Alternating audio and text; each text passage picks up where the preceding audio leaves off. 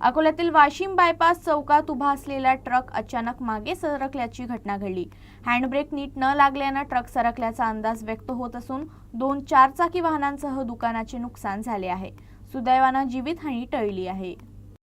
प्रत्यक्षदर्शींनी दिलेल्या माहितीनुसार ट्रक चालकाने वाहन रस्त्याच्या कडेला उभा केला होता, मात्र हार्डब्रेक व्यवस्थित न लागल्याने ट्रक हळूहळू मागे सरकू लागला आणि काही क्षणातच उभ्या असलेल्या 2 चारचाकी वाहनांना धडक दिली। अचानक धडकलेल्या या प्रकरणामुळे परिसरात काही काळ भीतीचे वातावरण निर्माण झाले होते। स्थानिक नागरिकांनी तात्काळ धाव घेत परिस्थिती नियंत्रणात आणली। पोलिसांनी ट्रक चालकाची चौकशी सुरू केली असून पुढील तपास सुरू आहे। या घटनेनंतर शहरातील वर्दळीच्या भागात उभ्या करण्यात येणाऱ्या जड वाहनांच्या सुरक्षिततेबाबत प्रश्नचिन्ह निर्माण झाले आहे। प्रशासन यावर काय पावलं उचलणार हे पाहणं महत्त्वाचं ठरणार आहे।